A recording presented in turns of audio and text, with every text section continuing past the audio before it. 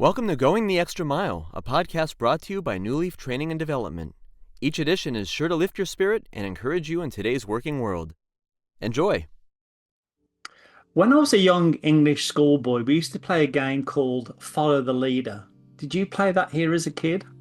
The basic premise of the schoolyard game was that one person was designated the leader and everyone else fell into their role as followers. Where the leader walked, the followers walked. What the leader did, the followers did. Sometimes the leader walked where some followers didn't want to go, or they did what some followers weren't prepared to do, and so some followers dropped out. A metaphor, if analysed enough, of course, will eventually break down, but let's explore the workplace application of this simple game for a couple of minutes. For the game to work, there was just one leader. I often think in many workplaces around the world, part of the problem is there are too many layers of supervision, management and executive that the followers don't know who to follow.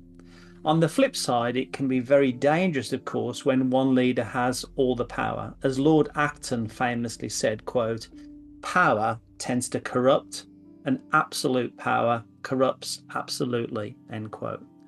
Now, the followers did what the leader wanted them to do. I often think the problem inside many teams and organizations is not so much a lack of leadership, but rather lack of followership.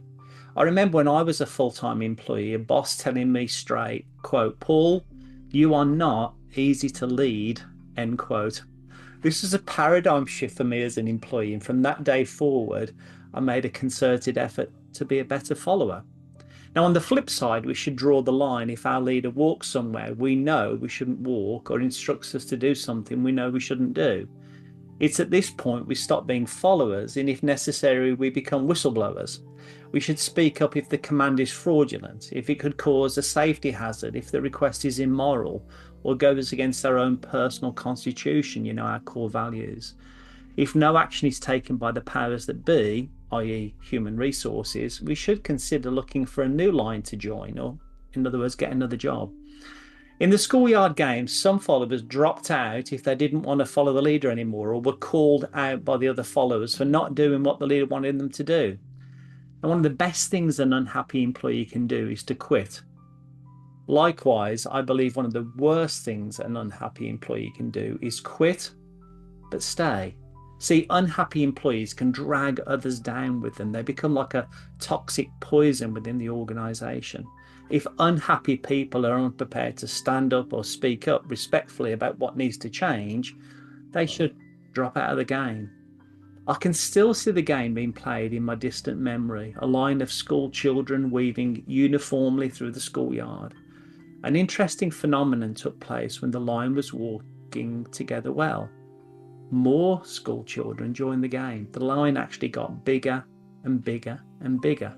My observation has been that when a team of individuals follow their leader well, it has a positive impact on the organization. And in time, the organization becomes, quote unquote, a great place to work. People have a passion for the work they do. The organization then becomes a talent magnet, and more people want in than those who want out. I've observed this to be the case when teams are clear on their mission, have a line of sight towards a compelling vision, and operate, promote and reward towards a set of noble, honourable, timeless values. There are so many books, podcasts, keynotes and articles about leadership, but very few on the subject of followership. If our leader is a man or woman of high character and high competence, let's follow their lead. Now, there's no perfect organisation, as we're all imperfect people, but always be a positive influencer as a follower. Good followers are hard workers who go the extra mile. Good followers look for solutions rather than magnify problems and contribute ideas constructively. Good followers are attentive listeners and effective time managers. Finally, as the lesson I had to learn, followers must be easy to lead. Now, there's a time for leadership and a time for followership. I hope you found that short story useful, and if you did, feel free to rate, review, and share this podcast. We'll be back next week with another episode, and we also invite you to check out our other weekly podcast, Take 5, an inspiring interview with a leader worth listening to. Bye for now.